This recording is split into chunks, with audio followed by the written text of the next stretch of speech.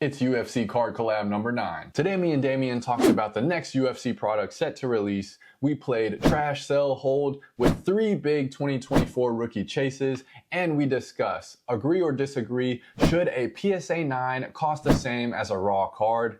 As always, thank you for watching.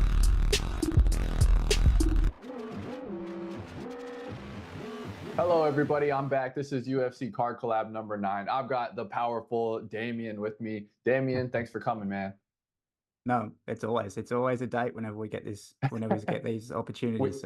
we got the flowers, we got the candles lit. It's a UFC card date, and we're glad that you guys are watching. We'll go ahead and hop right into it. You know, we always talk about the current product right now. So right now, we got Topps Midnight. You know, it's still kind of bubbling around, a lot of sales going on.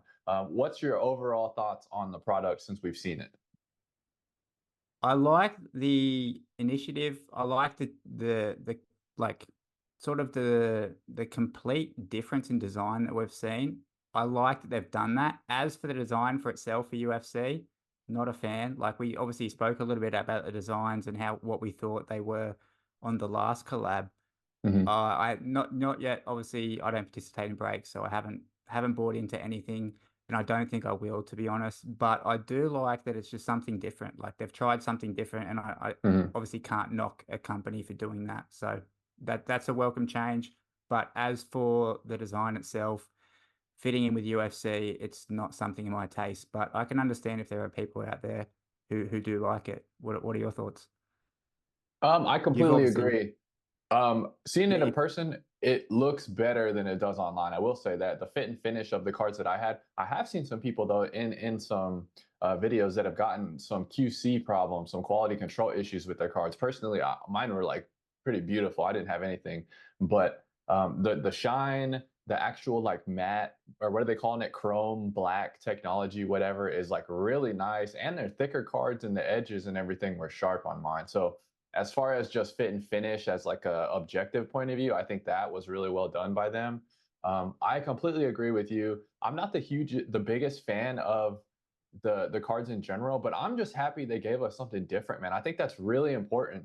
Like, you can just keep turning out the same stuff over and over that people are happy with, but I want new ideas. I want innovation. You know, I want them to try and push the envelope design wise and do different stuff. So I'm at least happy that we got that with UFC.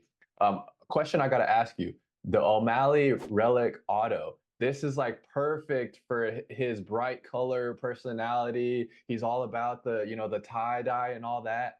Have you thought of picking that up, or what's your thought on the O'Malley Relic Auto? Because I thought that was a fun card. It's actually, yeah, it's funny that you said that, because when I saw the initial release for Midnight, I was like, wow, this is something that is actually, as you said, is really going to be suited to O'Malley and his personality and his style, all the bright neon colors. So to see that actually like in a card is pretty cool. And as I said, I do like that part about it. But yeah, the Auto Relic, they are definitely, I know we're going to talk about those probably a little bit later on with some of the Trash, Hold, Sell, but yeah, they're a more simple sort of design. At least they don't have like the crazy mountains and really strong bold text on the front. So I did like that about it for the simple fact that it is a little bit more of a cleaner design. But yeah, I still don't think, I haven't seen all the parallels yet. Haven't seen all the designs. If there is, of course, something that pops up and I'm like, wow, that is really cool, yeah, I'd pull the trigger. But for now, I haven't really seen anything that's really tickled my fancy with Midnight. Well, man, yeah, fair enough. So this is a debut product, right? How do you think that's going to work? I believe this is the first ever debut product we've got within the UFC space. And I think Topps is giving us another debut product as well, maybe towards the end of the year with that Topps Royalty, I believe it's called. So kind of what's your thought on the long-term collectability? Because to me, this is kind of could go two ways. It could either be awesome, or it could be no one likes to set in any other sports and it just completely dies. Yeah, well, as you said, being a debut product, they're going to find out, I guess. They're going to, well, it's hard to judge off the release when you have all these breakers who are just buying the product and then selling the spots. Good point. Because to everyone else. So like Topps and Fanatics themselves, they're not really getting unless they're keeping a track of the secondhand market, which maybe they do, but they're not getting in my opinion, if they're just seeing how the box sales goes, how the case sales go, of course, they're going to get filled in by the breakers anyway, even if there is not the demand on the community side. So it's sort of a little bit hard to judge from that. But I guess when they do this midnight product with other sports, with the more popular sports where there's way like 10x the community, what we have in UFC, maybe they're going to have a bit better statistics on those sales and how they go and moving forward. As for long-term collectability, from what I've seen, especially for UFC, there are a lot of people who are a little bit like agreeing with my opinion, at least, or we all sort of have the same opinion that it's not super fitted to UFC. It's not super fitted to the style of UFC. So I think that's going to keep demand relatively niche within UFC, which it's obviously niche as it is. Yeah, it's like you're talking like the hole inside the hole at this point. Well, sorry for the viewers at home. I kind of did that. I know that's the internet. Always trying to keep it sexual whenever you can. I'm sorry. We're on a date, man. You know, we gotta keep it fun. Gotta keep it PG. Yeah, we gotta keep it PG-13 for the viewers. All right. Rumors on next product. You know, we had Knockout, Gold Label, Topps Finest, Topps Royalty. I'm guessing you're most excited. Maybe we'll see Finest next. What's your thoughts on kind of what's going to be coming up next? Yeah, I think Knockout is the next one. If the calendar suits how we saw it came out from the Topps convention, I believe it was midnight and then Knockout. So I'll be like, I don't mind. Knockout have typically some cool inserts. They've got some that a lot of the time with Knockout, it's a full image on the card. There's no bordering, which a lot of us appreciate that about designs. So yeah, I'll be interested to see what Knockout looks like and then go from there. Cruise around on the secondhand market and see what there is for my PC guys. So we'll wait and see. I am excited to see what they do for Knockout. And then, yeah, especially for Finest. If they can keep Finest in a relatively same design as what we've seen from 2011, 2012, and 2013, then I'll be super stoked and like keen to pick up some Sean O'Malley Finest cards for the first time. Yeah, those I saw a couple gold. I'm not sure exactly the parallel name. From the Finest, is it the Sparkle Diamond? Oh, they just got the 2013, all the refractors they did in like a diamond refractor. Diamond, and they're beautiful, man. Beautiful cards. That'd be awesome if they kept that. All right. Next up, we have our first fan question. Or is this the second fan question? No, it's second fan question. Second. This is from Mike Pinch. We will get. Yep. Thank you, Mike Pinch, so much. Thank you for leaving us a question. We want questions from you guys. We want to talk about them on the show. We want to include the community. So thank you very much. All right, Damian. So the question was a great question because it's something that's relatively new to us now. It was the Topps Now products. So we have Topps Now, they're printed products right after big UFC events with like moments from that event. And so we have his question was Topps Now UFC 300. It's an Alex P. Matt relic. What are our thoughts on this? Long-term collectability, how they look, price, kind of just overall thoughts. Yeah, so thank you, Mike, for the question. And as Zach said, prompt you guys, send us more. We want to answer them. For the Topps Now, obviously, we have seen Panini Instant. We have seen Topps Now before, actually, but obviously Panini Instant more recently. So this is the Topps version of that. I like how they, specifically with that Alex P relic, I do like how they've actually started to include relics as opposed to these Topps Now releases, and they're actually doing more numbered parallels from what Panini did. Panini had like a base, which they would have a print run of however many were sold, and then they had a 2-5, and then they had a 101. They've also had autographs as a part of their Panini Instant. So I can see that obviously Topps are doing those autographs as well, but they're also doing, as I said, they're doing reds to 5, I believe. They're doing golds to 50. They're doing other colored parallels, and then they're doing as well these relics, which from UFC 300 specifically, obviously, you know, a commemorative event in itself.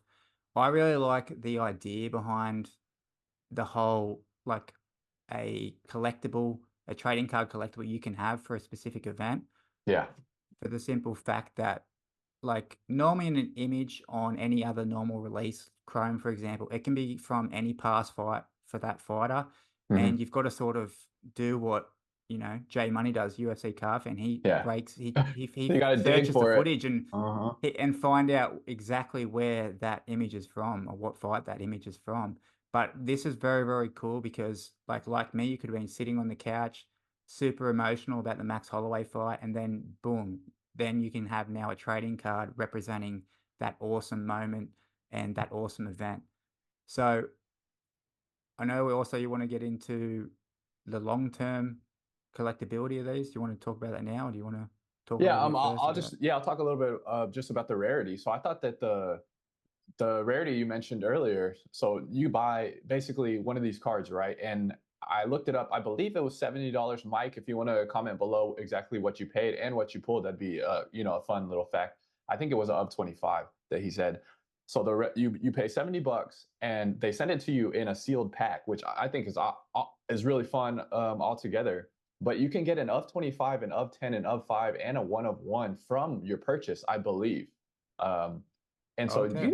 that's like, you're basically purchasing almost a product at that point with a chance to hit a one-on-one. And it's an event used relic, like you mentioned. So you're actually getting the canvas from UFC 300, which we all agree is like I think one of the best relics you can get from UFC because it's so specific to the sport in general. I really like the photos they're using as well. Why can't they do this on the normal cards?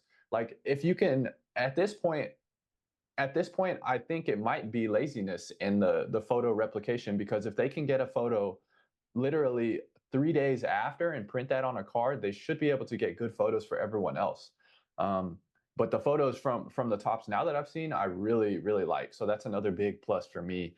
Yeah, but yeah, long-term collectability. What are your thoughts on that? So, like, in order to think about long-term collectability, because I actually do like this product, I thought, Hmm. well, if I take a seat back and then sort of zoom out on my own perspective, then I can sort of break down why I actually think these are great long-term. And that's because they are something that is super specific to a certain event. And I spoke about before, I like to watch an event and then if you get a whirlwind of emotions, your favorite fighter wins by an amazing knockout, you can have a piece of memorabilia to commemorate that moment, which you can have in your collection, come back 10, 15 years, 20 years, 50 years in the future and look at that card and sort of relive those emotions that you had. So from that reason alone, I really think these are a great product. For the long-term collectability, because I also like rarity as a part of what I Hmm. collect. So I think long-term wise, it makes sense for me that the more collectible ones and going to have the higher demand are those lower serial numbered parallels. So they give you that commemorative moment along with rarity. I think that's a perfect combination.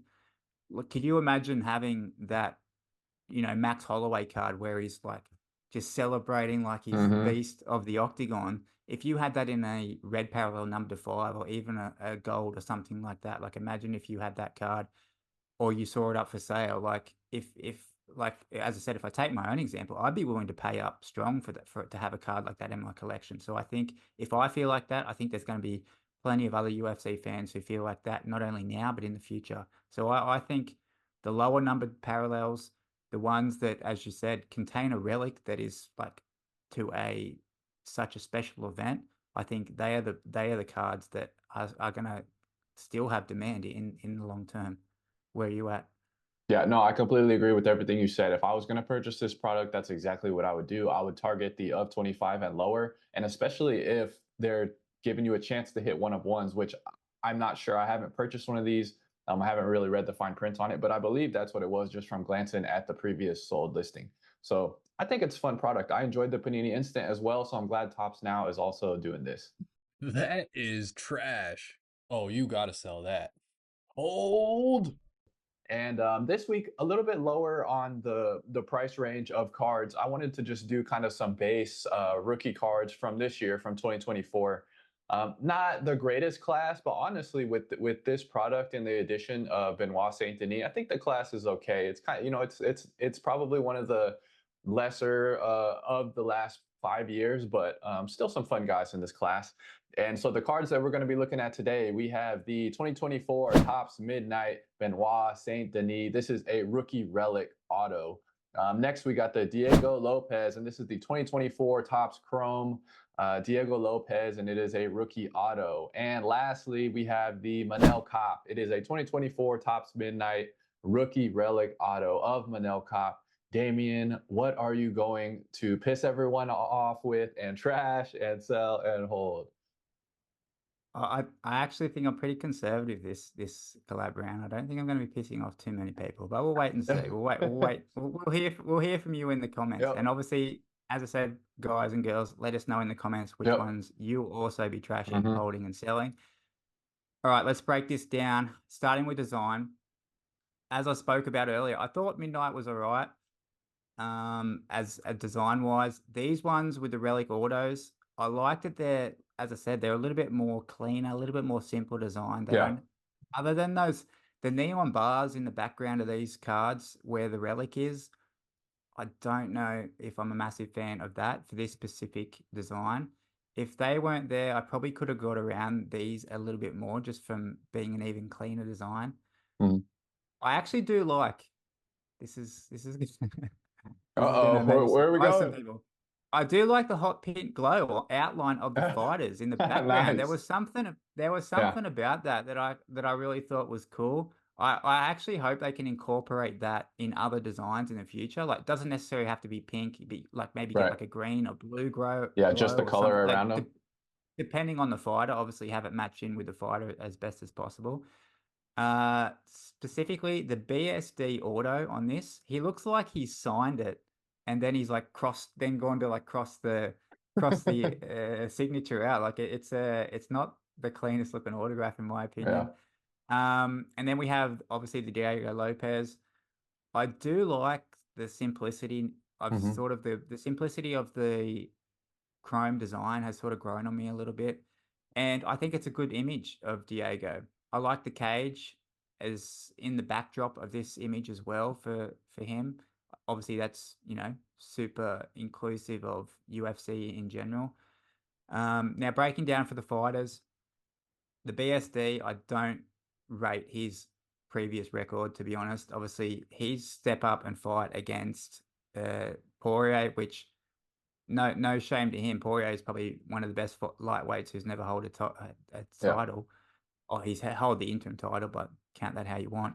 But that is why the BSD, and then not only that, obviously he snobbed me in person. But no, I was gonna say, I was like, there's no way he's not trashing BSD because of BSD. You're in the trash, mate. No hard, and I don't feel bad about that at all. Let all your fans smash me in the comments right now. All right, Manor Cup. Is it Cape or Cup? I'm not sure. I think it's Cop, but could be Cape. You say Cup, I'm going to say Cape, and that way we've got it covered both ways. 50-50, good split. Yeah. He's a decent rookie, but he's only fought once over the last, he's fought one time over the last 3 years each. So he's fought once in 2023, once in 2022, once in 2021. You need to, for an upcoming rookie, I've not been following his career. Maybe he's had some injuries or whatever, but that's not what you want for an up-and-coming rookie. He loves the mic. He's got a big fight coming up against your guy, Makayev. Yeah, I'm worried about that one too. That's a tough one. But for those reasons, as I said, he likes the mic. I want to see him against Kai Kara France. They talked a lot of smack before that fight, but that'd be a I want to see they try and run that back. But for that reason, I think now that he's facing Makayev, which is a super hyped rookie from 2023, I think this could be a good time to be selling Manor Cape. So he's going to go in the sell bucket. And that, of course, leaves the most popular rookie from 2024 product in Diego Lopez. I'm going to be holding him. I actually remember watching his first ever fight in the UFC because I am a big fan of Mozart. I reckon Mozart is probably equally top 3 in the featherweight division right now. And the fact that he took that fight on such short notice and took it to a decision in a very competitive fight it ended up being, I was super impressed with him straight away. I think overall he is the best of those 3 rookies and he has the best future, brightest future. And then obviously, yeah, it just so happens he actually is the most popular as well. So I think he is the best hold out of these 3. So that's where I'm at. Nice. I like it. Everything makes sense. I like the reasoning. I knew you were gonna trash the BSD, dude. I was like, there's no way he snubbed him in real life. There's no way he's not holding a grudge on that. So that's funny to see. That's how it played out. Don't snub Let's me. some interesting things on the BSD. This is his true rookie. So this is, very rarely do we see a true rookie that's an RPA. Like that is, to me, that checks a lot of boxes as far as collectability. It's his first auto. It's his true rookie, and it's an RPA. Like for me, if I was a BSD guy, I'd get this in the highest parallel or the lowest print run card that I could. And you just got like probably one of the best cards that he's ever going to have. So I think that's really a fun thing to mention with this card. Also, you're a huge wrestling guy. Is he doing like the Rock like eyebrow? It kind of looks like he's doing the Rock eyebrow thing in this, which I thought that was fun and kind of, usually I'm not a fan of like these type of images, but since he's doing like kind of almost a Rock eyebrow, I think that's kind of fun as well. The people's eyebrow. Yeah, there you go, the people's eyebrow. Yeah, like you said, he fought Poirier. He went out on his shield. He had some issue with staff, and he did make a little bit of excuses, but honestly, I enjoy hearing reasoning of why people say they think they lost, whether I was outclassed or, to me, he's the type of person that if he actually was healthy, I don't think he's going to say anything about that. But we saw the crater on his forehead. He had staff going into that fight. I think maybe he has a little more gas. He's not as reckless. He is a bloodthirsty guy though, and I think the fans are gonna love that. I think he might end up having a career kind of like a Justin Gaethje, where he's like people just love to watch him fight because he's gonna take it to whoever he is. He's either gonna win or he's going out on his shield. For all of those reasons, and he's in one of the most exciting weight classes. I'm gonna hold the BSD, which it's kind of risky, honestly, but because I think he's either gonna have two career paths. He's either a Justin Gaethje or he gets knocked out in the next 3 fights and he's completely done. Like that's how risky his fight style is. Next up, we got the Diego Lopez. This is also a true rookie card, and it's an auto, which is awesome as well, in my opinion. And that's a really fun one to have if you're a Diego Lopez collector. The card itself is all of these are stickers, right? So it's not necessarily the greatest. If it was a sticker, that's probably the perfect card you could have. The design is very Panini-esque, which is a good thing with some of the lower parallels like the gold and maybe the black. They look really clean and shiny. But on the base, not the biggest fan of that. But he is super exciting. He's massive for the weight class. He is in a really shallow weight class as well. So I think he might have a rise to the top and be at the top for a while. I could definitely see a future where that happens. He's at a good age, so he could definitely make a run. So I'm going to go ahead and I'm going to sell the Diego Lopez because, like you mentioned earlier, he's probably one of the highest chases of this class. So I think you could get a pretty good premium for it right now. And we know where that leaves Manel Cop Cape, 50% on the name. It's the same design as it's the same design as BSD, so I won't really reiterate anything on that. And I agree with the pink outline. I think that's kind of fun. Of the 3 guys listed, though, I think he might have the easiest road to a title. But with that being said, that weight class is also, we know it's not very popular. We have a champ, Pantoja, who's won multiple times, had some exciting fights, and I can't sell his true rookie card. So I don't want to try and hold or sell Cops. So I'm going to go ahead and trash the Manel Cop. Trash, hold, sell. Y'all let us know in the comments below. What are your thoughts on this? Agree or disagree? That is the question. All right, this is a segment where me and Damian yell at each other until we figure out the right answer. Again, let us know in the comments, what are your thoughts on this? This is agree or disagree. Before we ask the question, shout out to Josh over at the 047 Sports Cards and TCG. He had a video about this and made me want to talk to Damian about it. So the statement is, with ultra modern cards, PSA 9s should be worth more than raw cards. Do you agree or disagree? Because right now they're about equal. They are equal, and I don't think there's too much to say on this. I think everyone who's participating, it should be, I agree. It should be more expensive. I I don't get it. Like, I do think there is a portion of people who collect cards who pull a card out of the pack, and as soon as they pull it out of the pack, they put it in a plastic sleeve and they just assume this is a 10. This is a 10. It's brand new out of a pack. It's a 10. Obviously, there's plenty of issues that can happen with quality control in manufacturing, which we've seen with both Topps and Panini for the longest time ever. And I don't understand how a card, because most cards are 9. We can go to Gem Pop reports, check out what percentages of 10s are, and I don't think it's ever above 50%. So I don't understand then why, if if it's less than 50% chance of being a 10, why are we paying up more sometimes for a raw card than a 9? Okay, obviously you've had the cutoff point at 2017 as modern cards. I do think obviously the rule bends it for older cards. I've seen that myself with older Topps for UFC, for example. You know, if you're paying raw for a 2009 round 1, it's going to be worth a lot more in a PSA 9. So, but for modern cards, I still don't understand what people's expectations are. Because most of the time, if it's a modern card and it's raw, the chances are someone's already looked over it anyway, so it's not going to get a 10. So you may as well just fork out for a PSA 9. I don't understand, what the thinking is here, but yeah, definitely agree. Raw should be at the PSA A price for sure. Okay, so you're saying that PSA 9 should not be worth more than a raw card. No, I'm saying it should be. Should be. Okay. Yeah, Then we're in agreement here.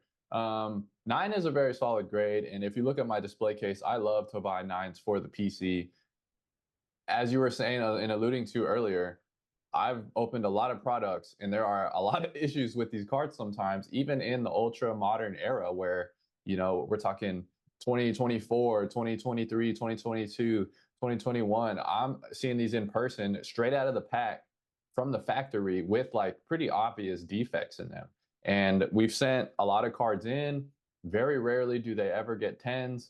Most of them that we've sent in have gotten 9s. And there's been a ton of cards that I wanted to send in that I didn't even send in because there was big issues that it probably would have got less than a 9. So it's interesting to me, and we talked about this in a previous episode, that people probably are trying to buy raw to flip to a 10. And I think you said it perfectly. If it's raw, either somebody is just trying to get rid of it quick, or they've already looked at it and it's probably not going to get a 10. So I'm in complete agreement. And everybody out there, if you want kind of a discount on a card and you don't want to go through the grading process, and it's a PC card that you want, buy a 9, man. If it's the same price as a raw, and you're not trying to flip, I think that is a great play. And I've gotten a lot of cards at a pretty good price because of that. And even a little add point to that, buy an SGC 9 or a CSG 9. Yeah, even better. Even better. Because you're going to get it for half price of the PSA 9. So exactly. Yeah. Buy the card. Buy the card. Don't buy the grade. Don't buy the grading company. Get the cards you want. If you're trying to flip, then maybe that's a different story. But for PC stuff, I think everything that Damian just said is a great play. Another agree, dude. Another agree. All right, we got to start digging for some more disagreements here. So next time when we're on your channel, everybody make sure you go follow Damian over at UFC Card Talk. We're going to be on his channel for the next pay-per-view. We got to get some divisiveness in the segment. I'll get some dirt for us next time.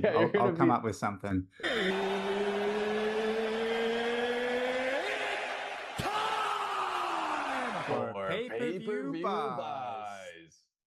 All right, next up, pay-per-view buys. This is the segment where we either try and sell or we try and flip cards that we just purchased. So for the last one, we had pay-per-view buys for 301. Damian, what happened with that? So I had the card that I already had sitting in a drawer from my old PC. No longer sits on the shelf here, but it used to sit on the shelf, but it's an old PC card. It was Anthony Smith, Museum Gold Rookie from 2019, Topps. I put that up on my eBay, had a whopping 8 views, 1 watcher, no sale, of course, no offer. I think I put it up for about $25 or something on my eBay. So relatively well priced. Anthony Smith had a rare win. but still obviously not much interest. He took out a guy that I didn't think he was that great, and I'm not surprised that this happened to him. But like an up and coming rookie, Anthony Smith comes out and looks great, and only that amount of views and watchers is crazy, man. But he's so up and down with his career. Obviously, he's been fighting some of the top guys, but still, like I've always rated Anthony Smith for his fight IQ and how he fights and his overall skills. But unfortunately, he just doesn't move the needle and has had some unlucky performances. So yeah, no luck for me on the UFC 301 front.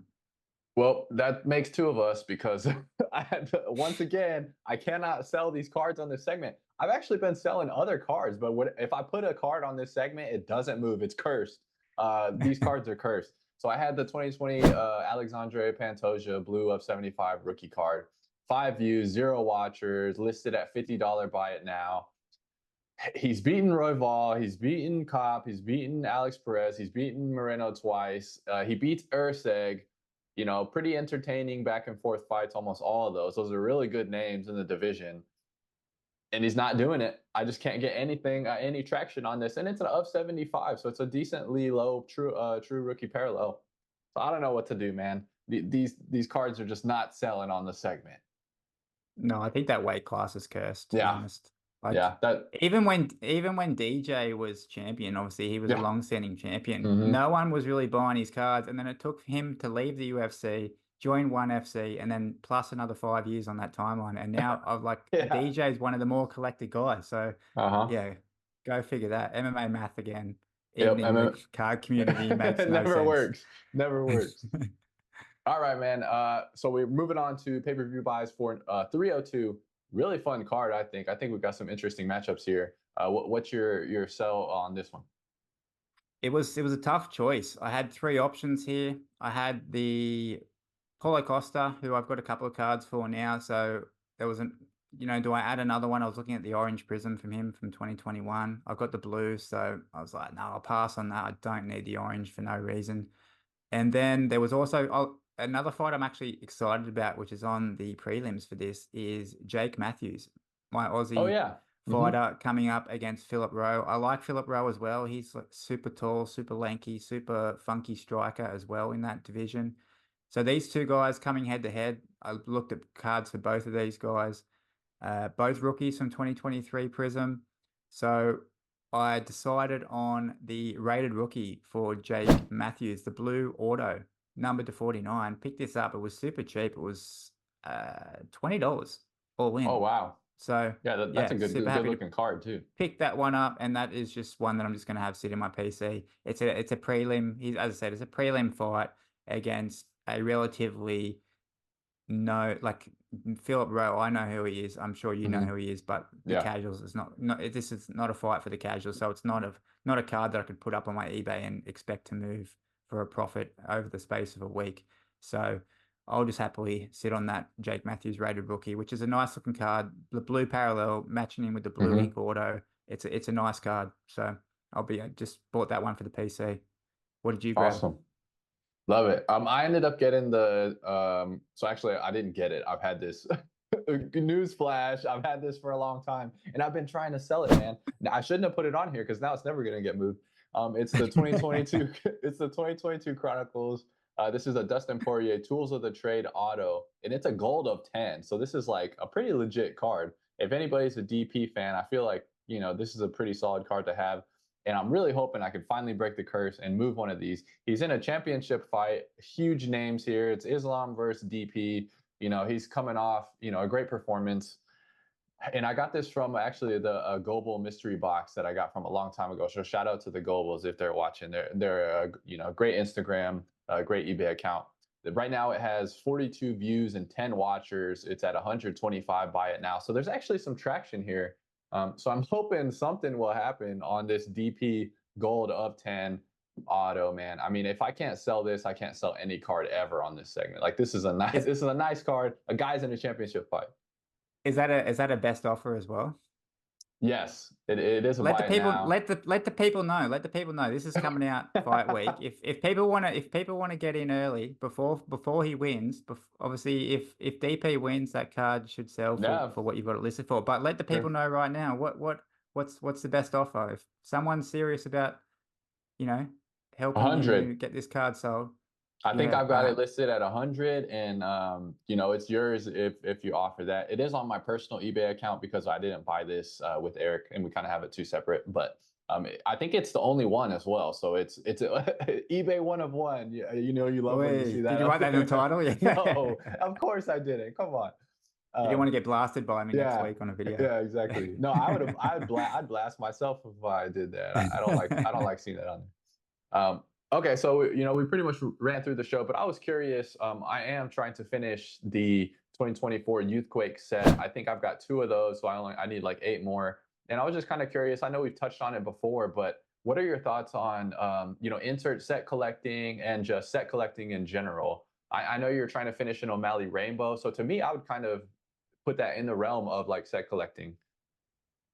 Yeah, well, first off, to each their own, but 2024 Youthquake, ooh.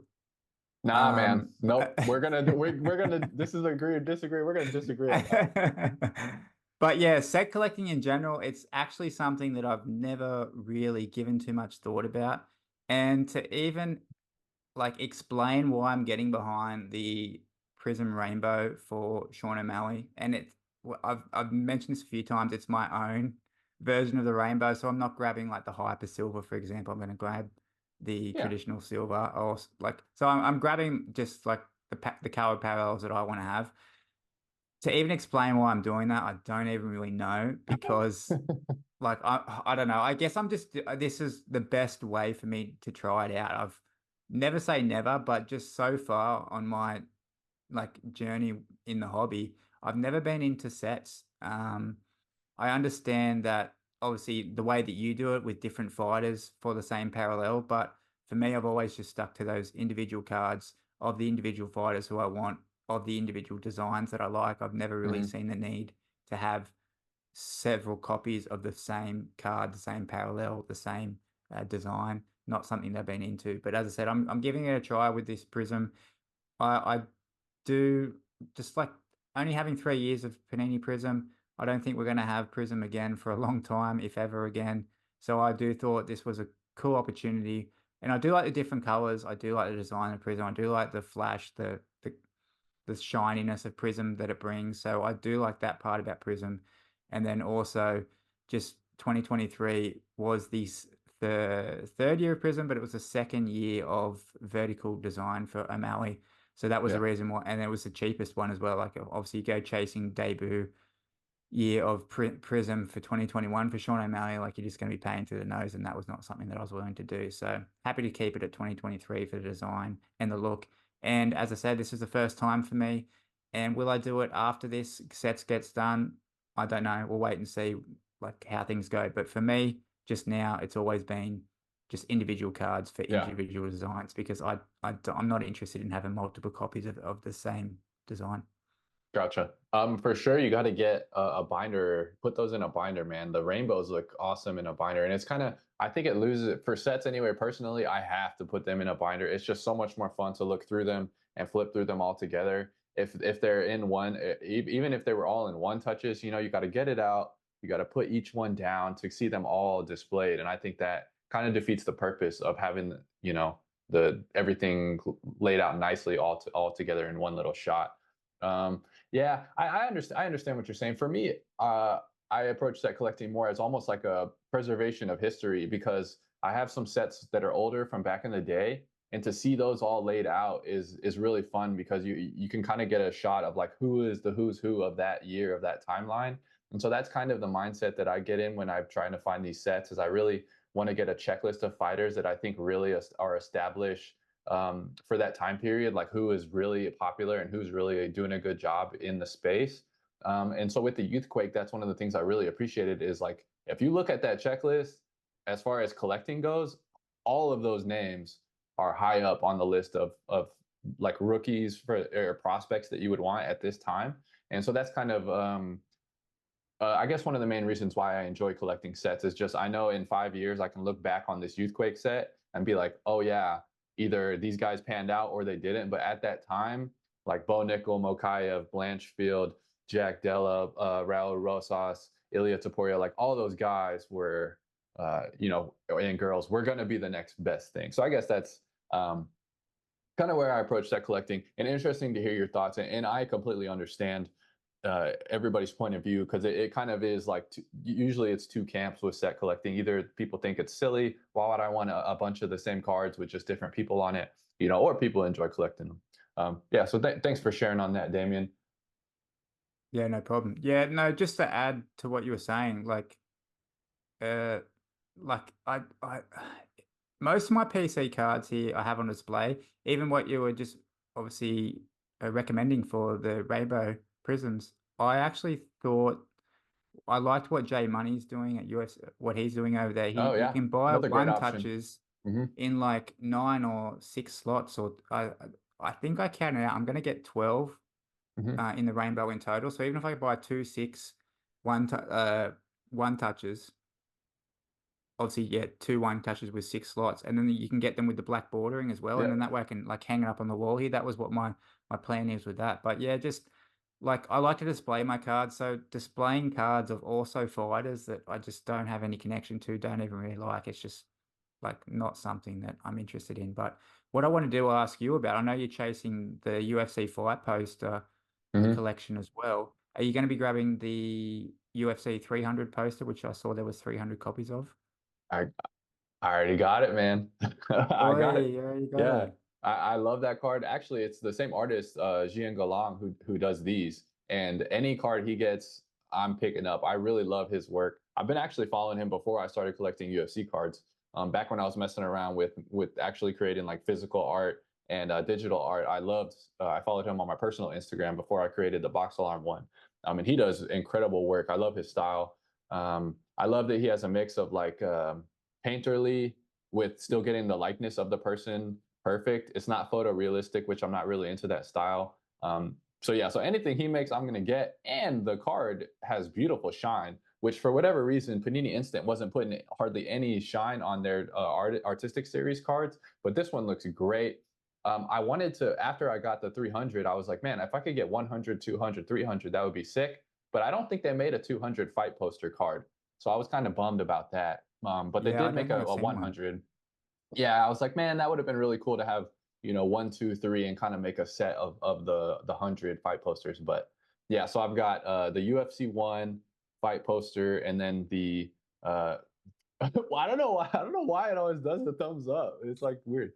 But I've also got I've got that UFC 300 as well, which is a really nice design. Yeah. Now let the people know which ones you're missing. I know you put it out on your Instagram, but let the people know which ones you're missing. I have it written down in a Microsoft Word document. I can't remember off the top of my head. Oh, okay. I posted that on Instagram the other day, and I did get a guy reach out, and he's sending it to me, and I'm super thankful for that, because these are so hard to find at this point. Like all the ones that I've got, I think it's a 25 card set maybe, and I need 3 more, so I'm really close. But at this point, these are rare and hard to find. So it's been a fun journey, but I'm ready to finally get it done, man. Yeah, it'd be a nice feeling when you do. All right, well, thanks for watching. Thank you, Damian. Again, if you're not following Damian over at UFC Card Talk, you're doing it wrong. You need to go get over there, hit all his buttons, press all those buttons that he loves to get pressed, and start following what he's doing over there. He's making some great videos. I know that you guys will appreciate them, and I know that you will probably learn from some of the videos that he does. Maybe. But yeah, I just want to give you a quick shout out too, and for the people as well. If you haven't already, if you've made it this far to the end of the video, then you obviously love Zach. You should go check out, if you haven't already, he did a collab with Matt from the Golden Octagon earlier in the week. They did a collab together live just to get to know Zach. I watched that all the way through. Like, it was super interesting to hear a little bit of different things, the way that like sort of got to know you a little bit more personally, a little bit more about your background. Really cool. So if you haven't watched that already, and you're obviously a fan of that because you're still watching, then I recommend go over to Matt's channel, Golden Octagon, and check out that collab they did together as well. Super great video. Yes, most definitely. Thank you, Matt, for inviting me over. I never did a live before and I loved it, man. So I'm gonna try and figure that out personally. And then maybe we could do, some of these live every now and then if we wanted to. But I had a great time doing that and interacting with people in the comments. It's just kind of a different vibe, and you don't have to edit anything, which is pretty Yeah. sick. That's one of the main draws of it too. That Uh, yeah, I've thought about that too. A live, uh-huh. yeah, definitely with that. Yeah, we definitely should. Maybe for one of the bigger events or something, we could Yeah. get a live done together. But yeah, we'll make a live or two together probably by the end of the year. But yeah, lives do seem like they're fun. So if Mhm. I'll probably have one person watching, but and it'll be you. And yeah, right. It'll be. I'll have my little phone open on the other side so we can get more viewers. No, but yeah, it was a Yeah. great time. I really enjoyed getting to talk to Matt and get to know him a little more as well. You watch all these different YouTubers in the card space, and you feel like you know these people. It's really an interesting thing where I feel like I know Joe. I felt like I knew Matt already before I watched him. Kind of the same with you. I was watching your videos before we did this. So Mm. it's such an interesting time to be in this space and to meet all of these great people that we get to talk to and interact with. Through Instagram and through YouTube comments. It's really a fun time, and it's such a small space that I think we need to relish this because this stuff is going to continue to grow, and it's not going to be like this forever. Yeah. No, it's yeah, I 100% agree. All right, y'all. We'll see you next time on Damian's channel. Thanks for watching. Hey, thanks for watching this video. Go ahead and check out one of these other videos if you enjoyed this one. And I think there's a subscribe clickable button up here. If you enjoy UFC cards, you'll enjoy this channel. Thanks for stopping by.